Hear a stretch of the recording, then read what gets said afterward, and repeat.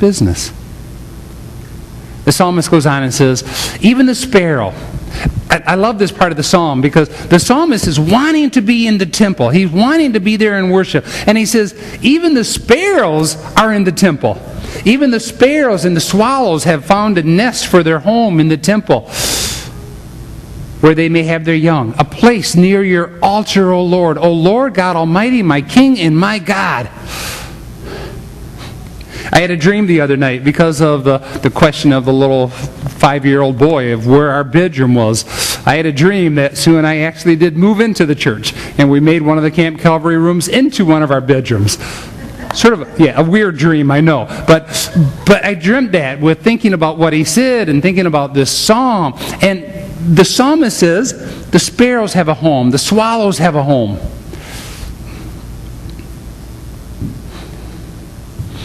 I think it's Matthew 10, when Jesus is talking about some different things going on, and Jesus says to the people about his Father, his Dad, knowing all.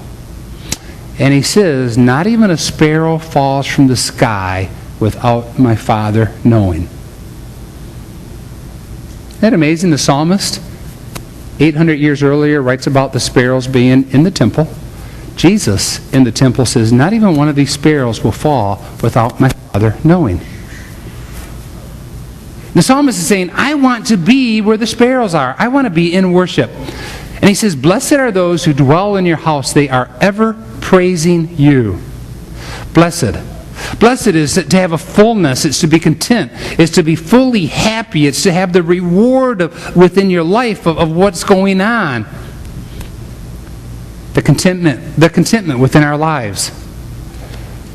The psalmist goes on and says that there is a blessing on the journey. Okay, so the first part of the psalm, he says, I want to be in worship. I want to be at that place. But friends, worship doesn't start here. Worship doesn't simply happen in a sanctuary wherever we worship. Worship starts in the morning. Worship is an all-day thing. I got a really good friend who was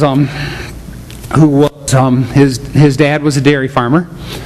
Wonderful man. But he had a tendency on Sunday mornings to get a bit frustrated with all the cows, and this was in the 50s and the 60s when he was milking by hand. Frustrated with the cows, and he had a tendency of sort of cussing at the cows and swearing at the cows and maybe beating them to get to their stalls. And they had 7 kids in the family, and he would yell at the boys to get out there and blankety-blank do their work and their chores and whatnot. And he would come in the house, take a shower, they would go to church. Hi, how are you? Isn't it a great day to come to worship God? Most of my friends, brothers and sisters, are not in worship anymore. Why is that? There was an incongruency. There was a disconnect from home to worship. You see, the worship time starts in the home. It starts with the preparation that we do in the morning when we get up, how we treat each other. It starts with what we think within our lives. I know there's been a huge change, and I'm okay with the change, but there's been a huge change of when we come into worship. Some of you may recall some years ago when you would come into worship, everything was quiet. It was quiet, and you would come and you would sit and you would prepare your hearts to meet God. Now we come in and it's a social time. Now I'm not saying that's wrong, not at all, but there's been a change in culture. But the worship that we do here or wherever you typically worship, it needs to start in the morning. It's not an hour and 15, hour and 20 minute thing to do. It's an all-day thing, the psalmist says. He says, Blessed are those whose strength is in you, who have set their heart on the pilgrimage. In other words, you're on your way to worship. You've set your heart on the pilgrimage. You know where you want to go. As they pass through the valley of Becca, they make it a place of springs. The autumn rains cover it with pools. The valley of Becca, the word Becca means valley of weeping, valley of sorrow. All of us have sorrow within our life. All of us have struggle. All of us face different issues. We face death. We face loss of money. We face loss of relationships. We face divorce. We face illnesses, cancer, that horrible word that some of you have heard.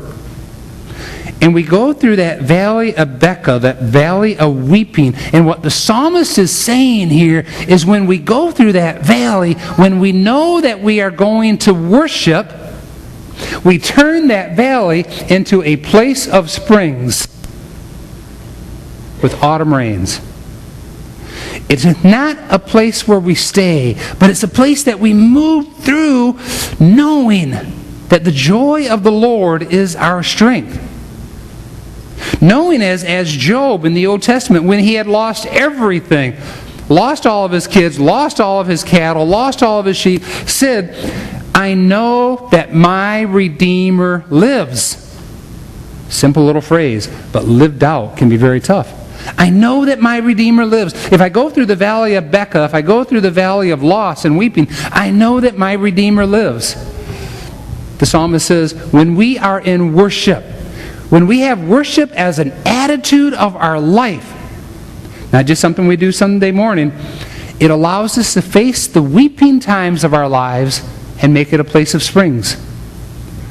They go from strength to strength till each appears before God in Zion. Then the psalmist sort of does a little shift here. He does a shift for the prayer for the king, but also we can look and see that it's for the Messianic King Jesus. Psalmist says, hear my prayer, O Lord God Almighty. Listen to me, O God of Jacob. Look upon our shield. The king was called the shield. The king was the king to protect the people. We have government not to put us down, but government is called to protect us. The king was called to protect the people. Look upon us look with favor on your anointed one. We know that this refers to the king of Jerusalem, the king of Israel, but it more refers to Jesus Christ, the King of Kings, who protects us within our lives. He is the anointed one, the one who was anointed by Mary Magdalene, poured the oil over his head before his death. Jesus, the anointed one, the one who was set apart. To be anointed means to be set apart. Set apart for us to give us protection within our lives. And the last part of the psalm says this. Oops. Go back, Hank, please. Second to the last part. Better is one day. Better is one day in your courts than 10,000 elsewhere. He's setting up comparisons here.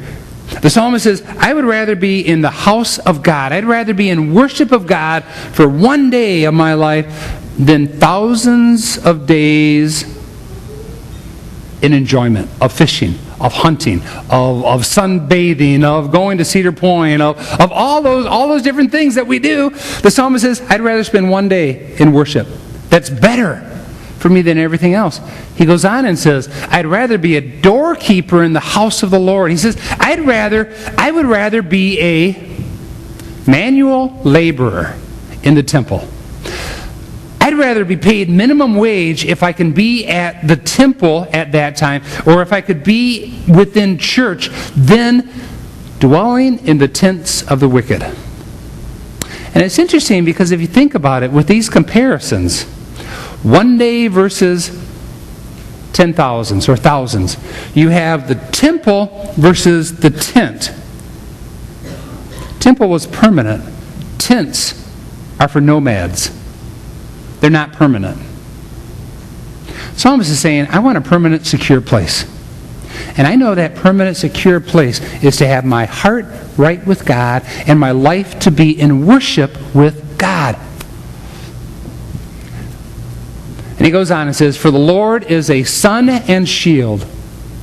The Lord bestows favor and honor. No good thing does he withhold from those whose walk is blameless.